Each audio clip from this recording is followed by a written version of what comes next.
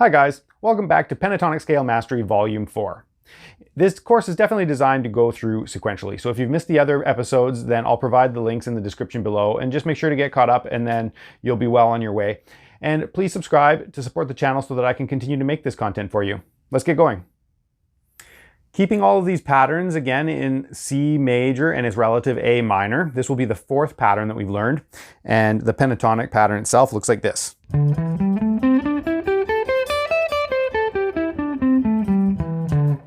May as well fall down to that C root to complete it.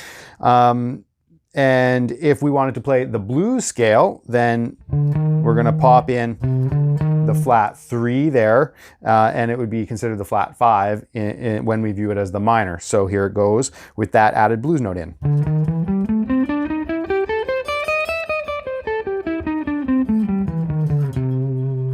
Okay, and if we wanted to view it in minor, then our A root is there. So then we could start and stop it from the A root.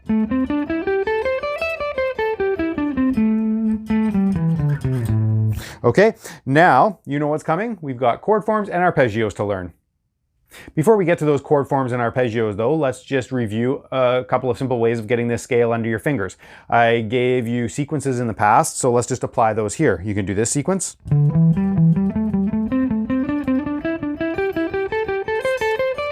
And come down.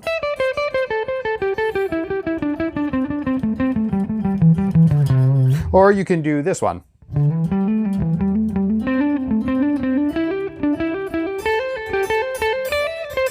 And come down.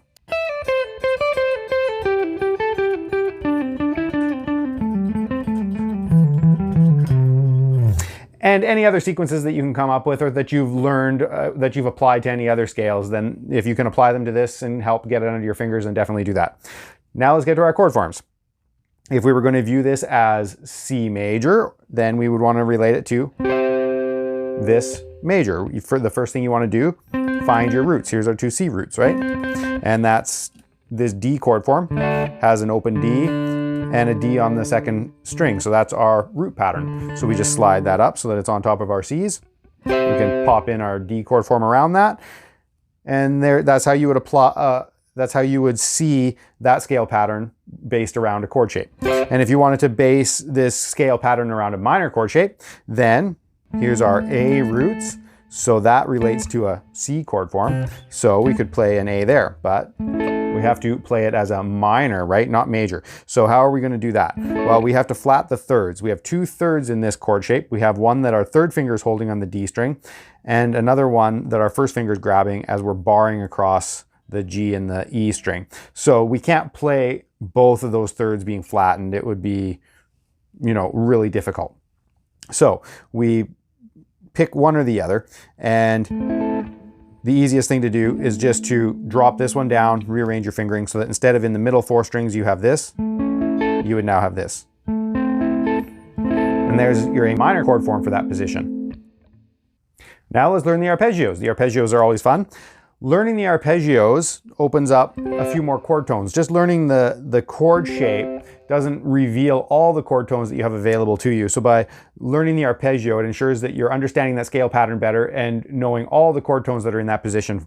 So if we wanted to do our C major arpeggio that relates to the D major shape there, that chord, we can start on our root and we can go from C to C and add another third here.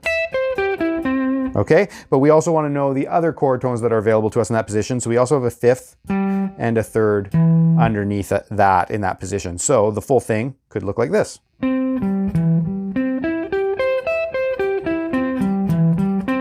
Or you could fall down to the other C. That would work too. Okay, there's your C major, and A minor is going to look like this. There's that other minor third. Okay, so that shape is a sweet picker's friend, right? If you've played around with some sweet picking before, you've probably seen that shape, and now you know where it comes from. Now our work is to string this all together so that we start seeing more of the fretboard. Remember, the concept of systematically studying these is to open up more and more of the fretboard so that you feel comfortable not just staying in one position, but eventually seeing the whole fretboard as just one big pattern. So now that we've got a fourth pattern, a fourth chord, a fourth arpeggio, we can string these together, starting from the C and the A form, which is the lowest pattern that we know so far. We can string the G onto that next, then the E, and then the D. So that's our 4 that we know. And make sure you go back. Okay, now let's do the same with the A minor chord forms. We've got this A minor in the G minor form as the lowest one that we know, then the E minor, then the D minor, and then the C minor form. So we can string those all together too. And make sure you go back.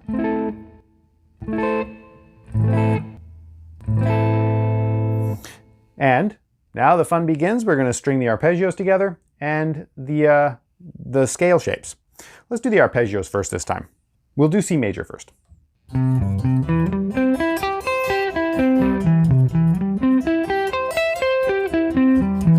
Of course, you have to go backwards.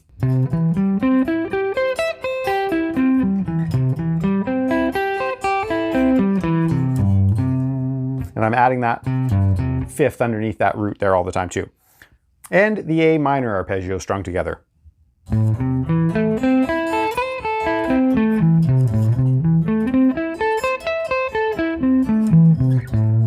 And reversing that.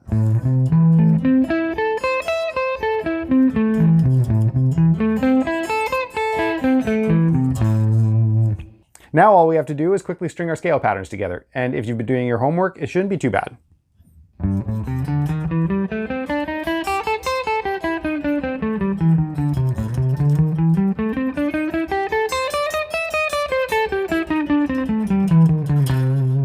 And we want to reverse that.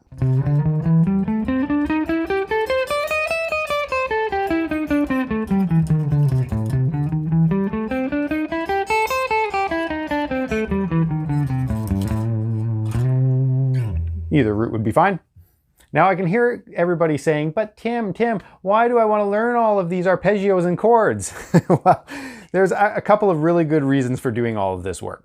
The first reason is that even if you never reach a professional level, your note choices are going to be much more intelligent when it comes to soloing. You're going to see what notes are available to you, which ones sound good, and you'll over time start instinctively going to those notes that are going to sound good and that you can create good melodies out of.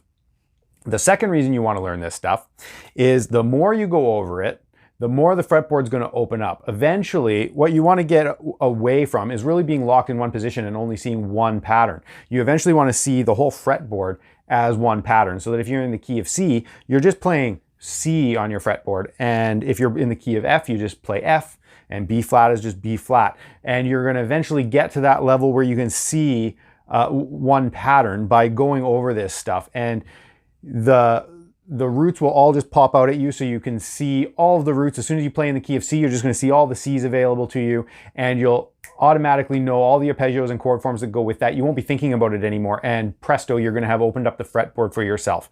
And the secret to how this is really going to be applicable, though, is when it connects with your inner ear. Your ear is going to tell you an idea.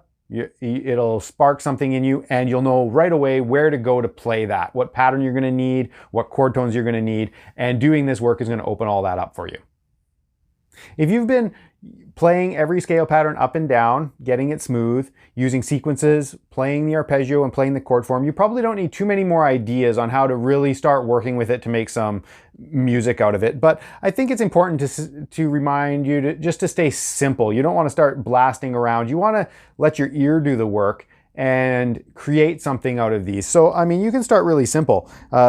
Taking this new pattern that we just learned, you don't have to start playing really fast. I find that a lot of beginners, when they're first learning how to improvise, they just overplay. It just starts sounding like meandering.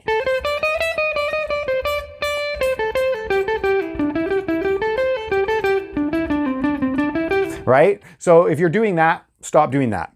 You just hit a note and let it sing for a bit.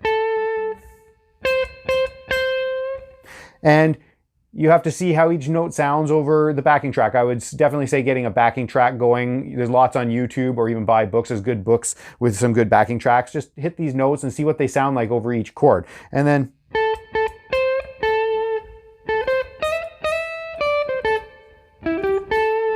just start making little simple melodies out of that and see how it sounds. And when you combine that with your arpeggios and your chords, you're going to have lots of material to work with. But one other concept that I did want to quickly discuss was, don't forget about those repeating patterns that we were talking about in previous volumes. So if we took the top two strings of that pattern that we just learned today, it's the same as the middle two of the one before it, and then the bottom two of the one before that. So we can string those together.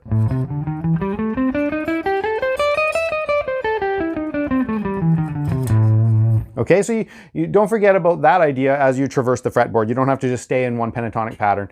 See what ideas you can get by going in and out.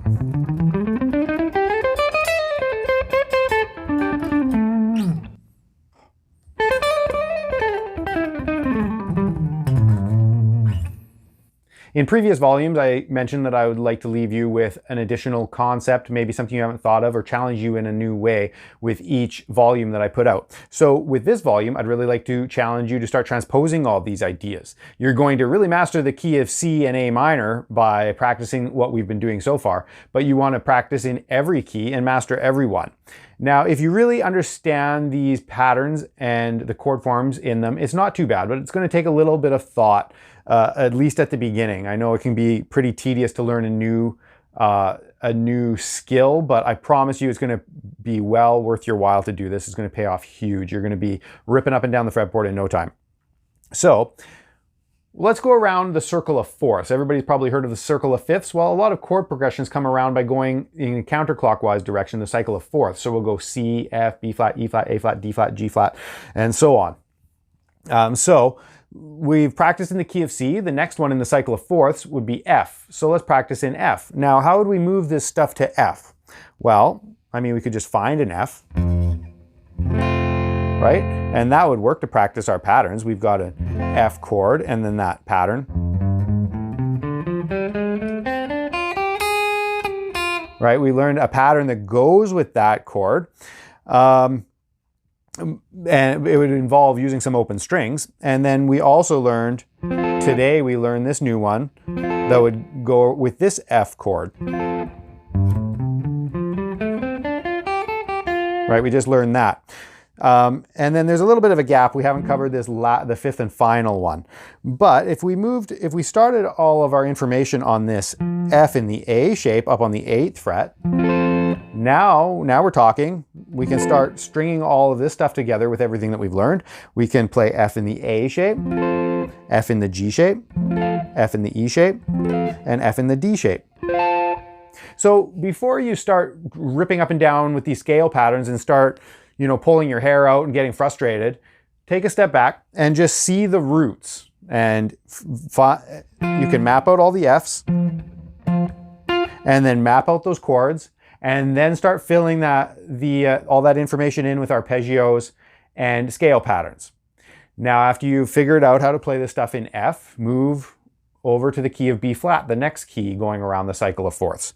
And B flat, well, we can start right down here. That would work. We can play that B flat there and then start stringing these together again. B flat in the G shape, B flat in the E shape, B flat in the D shape. And there's our 4 patterns right there. And again, start filling in all that information around them. If you do this in a few keys, make it a daily practice, spend 20 minutes a day transposing, you're gonna have it in no time. The more time you put in, obviously the faster you're gonna get it. But even if you can only spare 10, 15 minutes to do this, just pick a new key every day, transpose this information quickly into one new key every day, and you're gonna have it. And you're gonna feel so much more confident on the guitar and so much more comfortable soloing. You'll go and jam with your friends and you're gonna amaze yourself. So thank you for paying attention this far. If you've really been picking everything up and applying it, congratulations, you're gonna be doing really well. So you should be proud of yourself. And I'm going to be putting up volume 5 super quick. And then that will be the final piece of the puzzle that's going to link the entire fretboard together for you. And Then we can move on to cooler scales, more advanced stuff. You're going to have a firm base on which to base everything off of that you can just grow from here.